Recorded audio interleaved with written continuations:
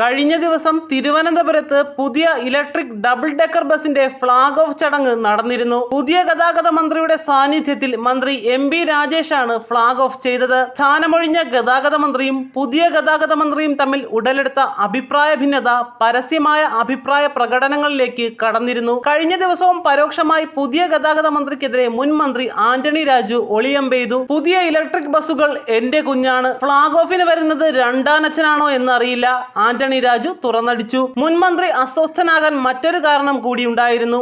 ആന്റണി രാജു തന്നെ അക്കാര്യം തുറന്നു പറഞ്ഞു. പുത്തരിക്കണ്ടത്ത് പരിപാടി നടത്തുമെന്നായിരുന്നു ആദ്യം അറിയിച്ചത്. പിന്നീട് വട്ടിയൂർക്കാവ് മണ്ഡലത്തിലേക്ക് പരിപാടി മാറ്റി. പരിപാടിയിൽ ക്ഷണിക്കാത്തതിൽ വിഷമമില്ല, ബസ് നിരത്തിലിറങ്ങുമ്പോൾ ഒരച്ഛന്റെ സന്തോഷമുണ്ട്, ആന്റണി രാജു പറഞ്ഞു. ഉദ്ഘാടനത്തിന് ക്ഷണിക്കാത്തതിന്റെ പ്രതിഷേധം ആന്റണി രാജു പ്രകടിപ്പിച്ചത് ബസ് സന്ദർശിച്ചിട്ടാണ്. ചടങ്ങിന് 1 മണിക്കൂർ മുമ്പ് മുൻമന്ത്രി എത്തി ബസ് സന്ദർശിക്കുകയും ചെയ്തു. തിരുവനന്തപുരം നഗരത്തിൽ കൂടുതൽ റൂട്ടുകളിലേക്ക് ഈ ബസ് എത്തുകയാണ്. കോർപ്പറേഷന് സ്മാർട്ട് സിറ്റി പദ്ധതി വഴി ലഭിച്ച 22 ഈ ബസ്സുകളാണ് വ്യാഴാഴ്ച ഫ്ളാഗ് ഓഫ് ചെയ്തത്. ഇതോടെ നഗരത്തിലെ ഈ ബസ്സുകളുടെ എണ്ണം 130 ആയി. ഇനി 33 ബസ്സുകൾ കൂടിയെത്തും. നഗരക്കാഴ്ചകൾ കണ്ടാസ്വദിക്കാൻ 2 ഇലക്ട്രിക് ഡബിൾ ഡെക്കർ ബസ്സുകൾ കൂടിയാണ് നഗരത്തിൽ എത്തിയത്. അതിനിടെ KSRTCയുടെ ദാരിദ്ര്യം മാറ്റുമെന്നും 1-ാം തീയതി തന്നെ ജീവനക്കാർക്കെല്ലാം ശമ്പളം കൊടുക്കുമെന്നും ഇലക്ട്രിക് ബസ്സുകളുടെ ഫ്ളാഗ് ഓഫ് ചടങ്ങിൽ മന്ത്രി KB ഗണേഷ് കുമാർ പറഞ്ഞു. കഴിഞ്ഞ ദിവസം തന്നെ മറ്റൊരു വാർത്തയും എത്തി. തിരുവനന്തപുരം ജില്ലയിൽ മാത്രം ഒരു ദിവസം 3,29,831 രൂപ ലാഭമുണ്ടായി. മന്ത്രിയുടെ നിർദ്ദേശപ്രകാരം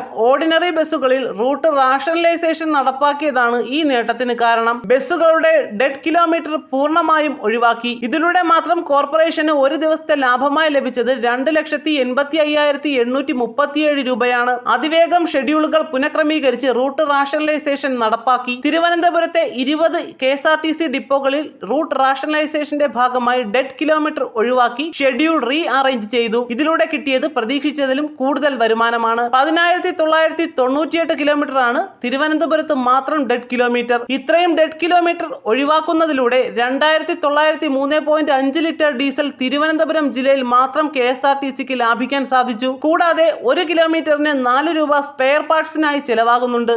അതിലൂടെ 43,993.6 രൂപ ലാഭം കിട്ടും. ഇത്തരത്തിൽ ഡെഡ് കിലോമീറ്റർ ഒഴിവാക്കിയപ്പോഴും ഒരു ബസ് മാത്രം ഓപ്പറേറ്റ് ചെയ്യുന്ന റൂട്ടുകളിലും മലയോര, ആദിവാസി, തോട്ടം തൊഴിലാളി, തീരദേശ, കോളനി മേഖലകളിലേക്കും ഓപ്പറേറ്റ് ചെയ്തു വരുന്ന ഒരു സർവീസ് പോലും റദ്ദാക്കിയിട്ടില്ല എന്നതും എടുത്തു പറയണം. KSRTCക്ക് വേണ്ടത് പുതുജീവനാണ്. ജീവനക്കാർക്ക് കൃത്യമായി ശമ്പളവും പിന്നെ പെൻഷനും കിട്ടണം. വിവാദങ്ങൾ കഴിച്ചാൽ വയറു നിറയില്ല.